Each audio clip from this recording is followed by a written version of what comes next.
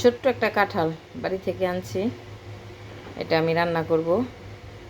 তো এটাকে আমি কেটে আগে প্রসেসিং করি, হাতে সরিষার তেল মাখিয়ে নিয়েছি। এখন এটা কেটে প্রসেসিং করে তারপর কি দিয়ে রান্না করি সেই ভিডিওটাই আজকে আমি শেয়ার করব। আসলে কাঁঠালের সিজনে এই টাইপের কাঁঠালগুলো অনেক ভালো লাগে খেতে বা ভালো হয়, আর যেগুলো বিচি হয়ে যায় ওগুলো একসাথ আর এইটার একসাথ।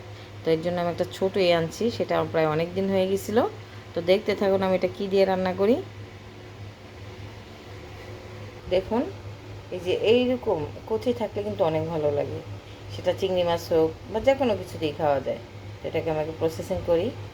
এই যে পানি রেখেছি, এই পানির মধ্যে কাঁঠালটা কেটে রাখতে হবে। এটা মানে অনেক, এটা একটা টিপস, তা না হলে একদম আঠায় ভরে যায়।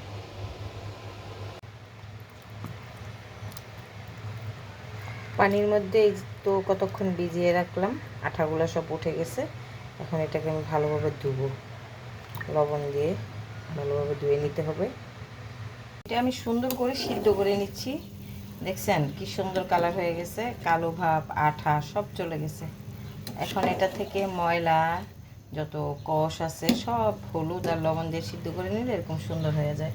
এটা এখন আমি সিদ্ধ করছি, তারপর আমি কি দিয়ে রান্না করছি দেখাচ্ছি। গরুর মাংস কেটে ছোট ছোট পিস করে সুন্দর করে পরিষ্কার করে নিয়েছে। আমি এটা রান্না করব আজকে। তো কি, আসসালামু আলাইকুম, কেমন আছেন সবাই? আশা রাখছি আলহামদুলিল্লাহ অনেক ভালো আছেন।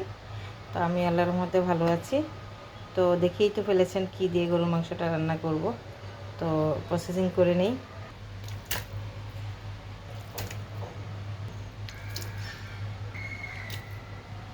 এই হচ্ছে কাঁঠালগুলো সিদ্ধ করে যে রেখেছিলাম, আমি একদিন পরে রান্না করছি তো তাই ডিপে ছিল। এখানে হচ্ছে বড় বড় আলু পিসেস করে নিয়েছি। এটাকেও আমি এখন ঠিকঠাক করে আগে গরুর মাংসটা বসাইনি, পরে এগুলো কীভাবে রান্না করব সেটাই দেখাচ্ছি।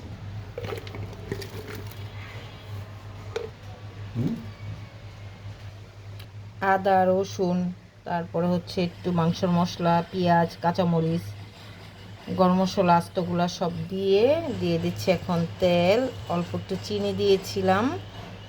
চিনি দিলে মাংসের টেস্টটা একটু বাড়ে এবং তাড়াতাড়ি সিদ্ধ হয়। হলুদের গুঁড়া, মরিচের গুঁড়া, জিরা গুঁড়া, তারপরে হচ্ছে গরম মশলা, জয়ফল দিয়েছি একটু, আর হচ্ছে ধনিয়া, তেল সব কিছু দিয়ে এটাকে আমি এখন সুন্দর করে হাতে মাখিয়ে নিচ্ছি। তারপরে আমি বসাই দিব।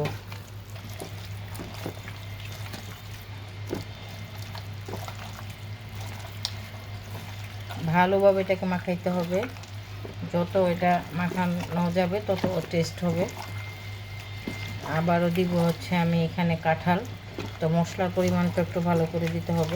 তো আমি এগুলো একটু একটু ভেজে নিব একটা একটা করে।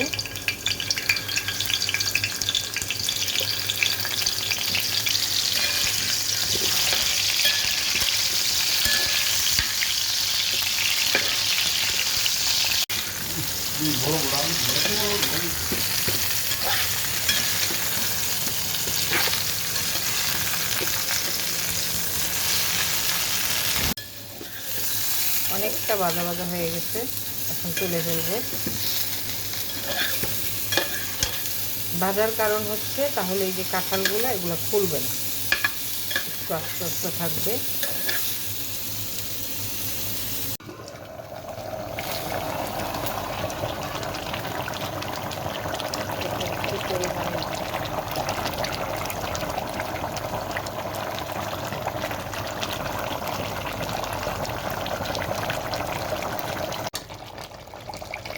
দেখুন কি সুন্দর হয়েছে কালার, ওয়াও মাশাআল্লাহ, একদম কষানো হয়ে গেছে।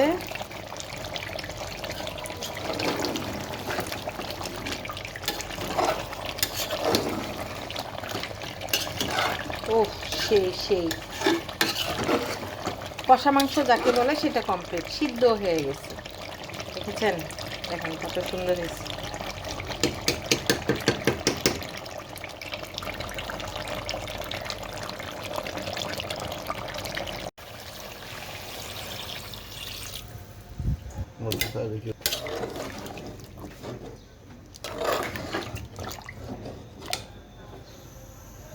একটু ভালোভাবে কষানো হয়ে গেছে, এখন দিয়ে দিচ্ছি আলু।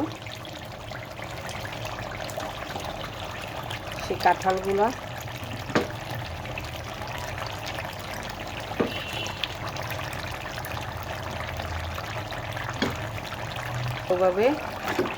ভালোভাবে একটু নেড়ে চেড়ে নেই।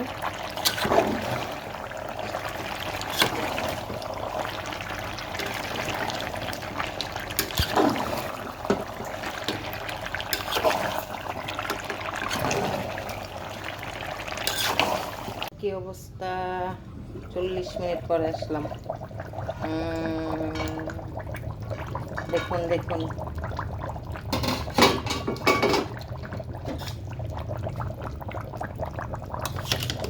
একদম পারফেক্ট মাশাআল্লাহ। এখন জিরা দিয়ে দিব, হয়ে গেছে, এটা তুলে ফেলবো।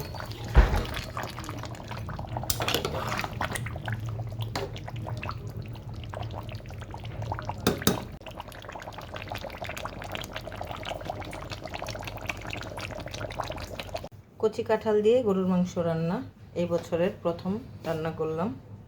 প্রতি বছরই খাই, তো আলহামদুলিল্লাহ রান্নাটা দেখতে অনেক সুন্দর হয়েছে।